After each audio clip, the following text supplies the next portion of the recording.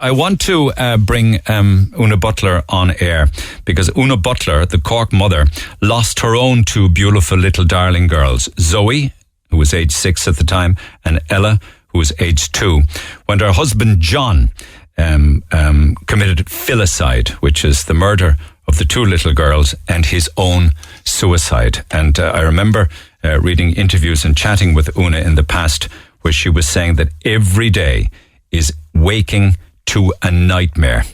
And she joins me by phone. Una, good morning. Good morning, Neil. How have you been over the last few days with this story? I know you don't wish to comment on it in too much detail. I appreciate that. But how does it make you feel? Well, it's quite shocking, actually, listening to all those comments there. It's very disturbing, really, to be listening to those comments. But I suppose it's over 10 years since my children were murdered or were taken by their father, who was suffering with his mental health. And since I researched, since 2000 in the Republic of Ireland, 53 children have been murdered by a parent, and 37 cases of where a parent has killed a child, or children, since 2000 in the Republic of Ireland. But of those cases, 60% of the parents that did kill had a previous contact with psychiatric services. Yeah. Yeah. That's why, I was campaigning for changes for family members to be involved in the treatment of somebody suffering with their mental health, especially when they're living with children, under the same roof. Yeah, your quest, if you like, has been to allow a family member to have access and be part of the treatment of a loved one or a partner who's suffering psychiatric issues or depression. But they've always said that it would break patient confidentiality, isn't that right?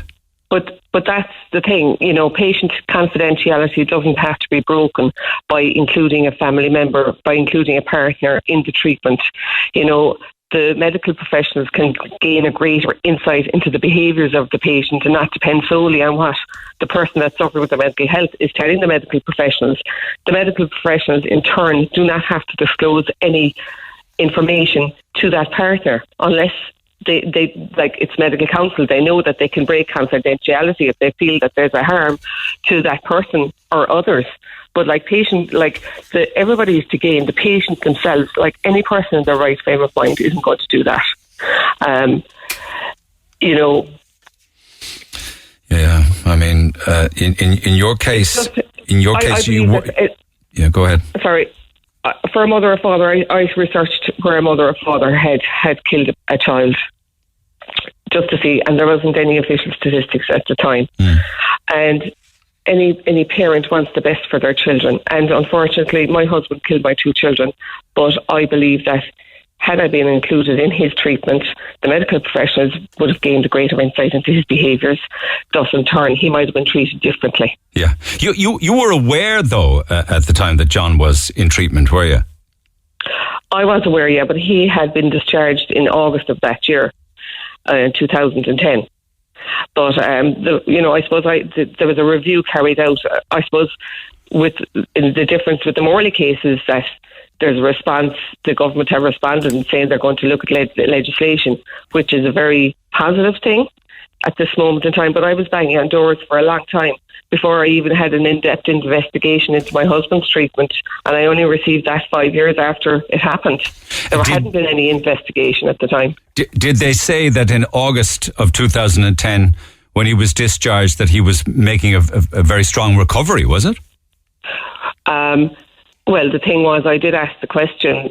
There are still questions around that I have never been answered for me, because I was told that he wasn't depressed at the time, yet he was still being prescribed the same medication that he had 6 months previously, and continued to do so, even though they deemed him that he wasn't depressed, And I just felt I wasn't included in his treatment.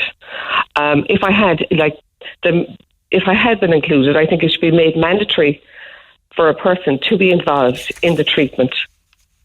Like this new proposal that the government are making to involve spouses and family members, but it's with the patient's consent. There's an and that doesn't go far enough for the welfare of children. As in? If one partner won't allow another person to be involved in the treatment. As in John would have to have allowed it, or indeed Deirdre Morley would have to allowed it. Yeah, but I think, looking back in hindsight, Neil, I don't even think that, was there even a question around consent at the time, or that I was allowed. I left, I suppose you're busy with your life, you have 2 children, you're leaving your husband's treatment to the medical professionals. There wasn't even a question of consent at the time. But I'm looking back in hindsight and saying, yes, I should have been involved. I should have been educated about his illness and how best to support him at the time. And did you see any signs across the back end of August and through September, October and early November that he was getting bad again? I didn't. He was in the August. He was still having a monthly appointment with a medical professional. But I do believe if it's mandatory for another family member to be involved in the treatment, I could give information that the health professionals wouldn't know, because maybe the patient isn't providing that information, that's suffering with their health, isn't providing that information to them. It makes perfect sense. It makes absolutely perfect sense that somebody living 24/7 would be able to help. Exactly, but you see, I believe that you're kind of oblivious, really, that you should be educated about the illness. You should be educated on how best to support the patient, and in turn provide information to the health professionals that would give them a greater insight into the behaviours of the patient. And because the patient mightn't be providing that information to the health professionals to treat them accordingly. When you hear the texts and emails that I read out, and there is an amount of them that are quite compassionate, but some believe like for instance, a serious review needs to be done on sentencing in Ireland and using the insanity clause. How do you feel about that? Like, I was thinking about this a lot at the weekend. How can we judge people unless we walk within their insanity shoes? Well, I suppose, I believe Deirdre Morley she was found not guilty by reason of insanity. I believe that if you see the difference with my family's tragedy is that there wasn't any trial because John was dead. So there was an inquest. It only started that morning of what happened. It didn't go back to his health at all.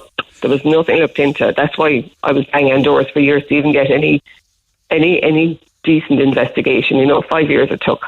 But have you spent time thinking or trying to rationalise the thoughts of somebody who is psychiatrically very unwell, who thinks that the best course of action is to take their children with them? Well, that is because their mind they're not in their right frame of mind, Neil, obviously, if that's what they're thinking. And that's why it's so important for a family, for a parent, for a partner to be involved in the treatment. And I'm really trying to emphasise that patient confidentiality need not be broken, but it's mandatory, to be made mandatory, especially when they're living with children, to include a partner or a spouse in the treatment. And the health professionals do not have to give out that information. Risk assessments. When the Mental Health Act was being reviewed by a steering group in 2012, there was 165 recommendations came out of that in 2015. That's an awful lot. Yes, but one referred to, especially for doctor and patient confidentiality, the recommendation that came out from me was there was proactive encouragement. Where it is deemed appropriate, there should be proactive encouragement for the patient at all stages to involve his or her family carer and or chosen advocate in the admission process and in the development of the care and treatment plan with the patient's consent. But it's with the patient's consent, you see. And that is where the problem lies. It should be made mandatory that a family member, be involved if children are living under the same roof. I know. For the welfare of children, to help prevent further cases from happening. But you saw no signs of risk, you didn't? I saw no signs of risk. No, John was a good person. Ultimately, it was very difficult living with John when he was suffering with his mental health. Yeah. He was a good father to Zoe and Ella, Yeah. He was very kind, and any person will vouch for that. But I do believe that if I had been involved in his treatment, that the medical professionals would have gained greater insight. Una, you said back in 2012, and I remember at the time that you will never forgive John. Do you still feel the same? Well, John wouldn't expect me to. You know, I know I won't forgive John for what he did. No, I won't. But he wouldn't. The John Butler that I got married to wouldn't expect me to. And how have you coped? Because God knows you had your dark night of the soul, and many of them over the years. Does it ever get any easier? I think I've great support from my family and friends, and that's a great help. I'm living with. It is a nightmare to live with what I have to live with. To know that, and I do believe that my family, my Zoe and Ella, should be alive today had I been included in John's treatment. But you learn to live with what has happened, and that's just. It's it's not that it gets any easier. It's obviously the cruelest thing on earth to happen. Yes, but it must take incredible strength, though, wherever you get it from, to carry on. I know there were times when you didn't want to carry on, and you got a lot of help for that. But I recall you saying to me years back that you live their lives for them. You live Zoe and Ella's lives for them. Am I remembering that correctly? Well, I believe that their energy surrounds me all the time, being honest with you. And that's all I can do, you know. That's all I can do. The support from my family or friends is fantastic, and I wouldn't be anywhere without them. But, I do believe that Zoe and Ella's energy surrounds me all the time. But where do you get the strength to go on? For you now, life is worth living now? Life is... What choice do I have, Neil? Yeah. Oh, I know. But it's a huge weight to bear, you know? I know, but I'm you know what I mean, trying to help prevent further cases from happening, and I believe that trying to have the law changed in order to help prevent further cases from happening for the welfare of children, you know, helps me as well. When will that law change then, do you think? Well, I'm really positive about how fast that the Minister, Mary Butler, has reacted to because of the case last week, the Morley case, and that she's looking at legislation to proactively encourage family involvement. But as I said, I believe it should be mandatory that partners be involved, especially if they're living with children. Absolutely.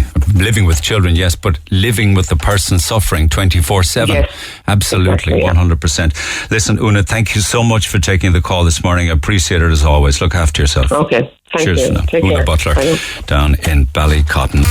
Neil Prendeville, the voice of Cork. Weekdays 9 to 12. Cork's Red FM.